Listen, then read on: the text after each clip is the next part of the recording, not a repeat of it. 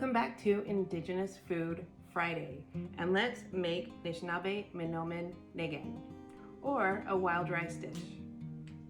So in a medium-sized saucepan, add 3 3/4 cup of water. Go ahead and bring that up into a boil, and then you're going to add 2 cups of wild rice. You're going to cook this for about 40 minutes. I don't want it all the way done, but mostly done. So cover with a lid and go ahead and cook that for 40 minutes. Now, while that is cooking in a skillet, you're going to add some kind of smoked meat. Now, typically it would have been like duck or goose fish, elk or deer, but I don't have any of that, and I used the fish that I did have on a different dish last night. So I'm using bacon. Pretty much anything that you have that's been smoked. So bacon is a good alternative. But typically it would have been fish, duck, goose, elk, or deer. So go ahead and I'm gonna cook this bacon down. You can also use like pork belly, anything like that. Okay, looks like our bacon is done, or whatever meat you are using. So I'm gonna go ahead and pour it in to a sieve or sifter because we want to save that bacon grease. I'm going to add about, I don't know, a spoonful, which would be, that's about 2 tablespoons, maybe more. Let's do 4 tablespoons of bacon fat. Now, if you're using something like fish or deer or elk that doesn't have a high fat content, traditionally we would use, and we still do, use duck fat or goose fat. But since I used pork, I'm going to use that fat. So then we're going to add 1 yellow onion.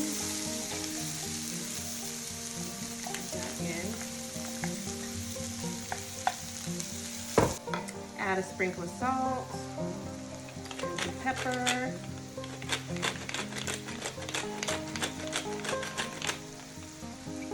We're going to let that cook down a little bit. Now while the onions are cooking, I like to scrape the bottom of my pan to make sure I get up all the goodness from cooking up the bacon or fish or deer or whatever you've cooked, because that flavor is amazing. Okay, they're starting to turn a little bit translucent. So now I'm going to add in 2 large carrots and 3 to 4 celery stalks, diced.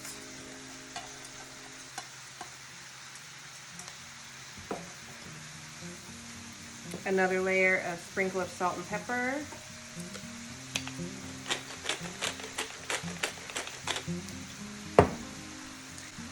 And then I'm also going to add, my family loves garlic. If you're not a garlic lover, you can omit this or reduce it. But I use a whole head of garlic, so this is about a 1/4 cup of garlic. Add that in.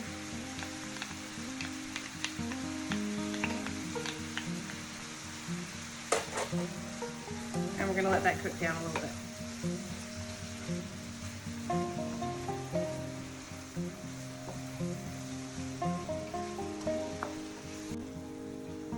Okay, now it's softened just a little bit. The celery is turning a little bit more translucent. We're going to add 1 bell pepper.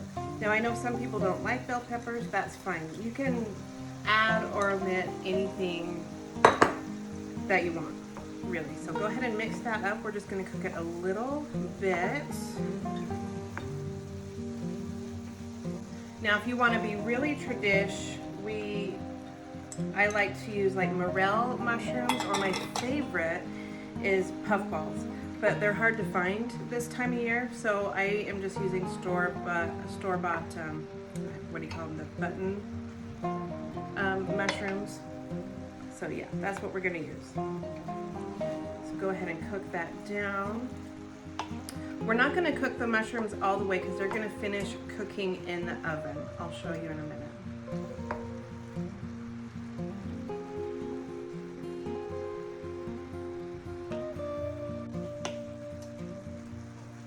Okay, this is looking good. So I'm gonna add just a little bit more salt and pepper.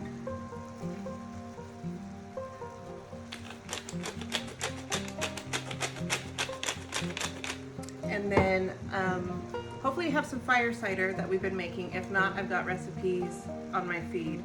If you don't have fire cider, you can use rice vinegar or a little bit of white wine or even soy sauce, just so that there's a little bit of acid. You could also, if you don't have your fire cider, you can add your acid with some like cayenne pepper, something that'll give it the acid and the heat that it needs. You can also add a little bit of bone broth. I'm totally out. It's the time of year where I'm like out of everything. So I'm just gonna use about a 1/3 cup of fire cider. Mix that in. Make sure you scrape the bottom of your pan to get all of those wonderful bits up.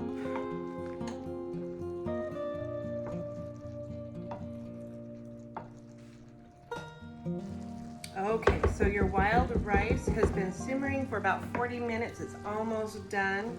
Empty that into a pretty large mixing bowl. Next, I'm putting in my bacon, or put in your fish or deer or elk or whatever smoked meat you have. Mix that up. Next, we're gonna add in the vegetables. Pour that. Now you know why I needed a big mixing bowl, yeah? I'm gonna add a little bit more pepper because I like that spice, and you can add more, whatever seasonings you like. You can add in more parsley, or oregano might be good, tarragon might be good, whatever, really whatever you're in the mood for. So mix this all together. Next, I've got my casserole dish that I've had for 30 years. So go ahead and put your wild rice mixture in your casserole dish. Almost like making dressing, but better.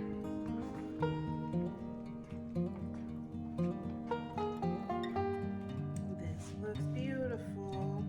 And then just smush this down like you would dressing.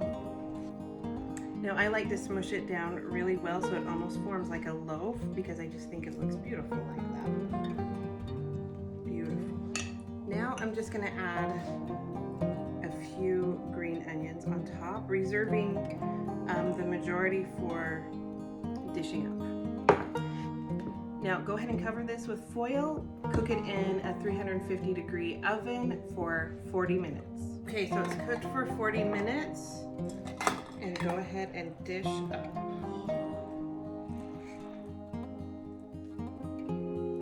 And then you can garnish with some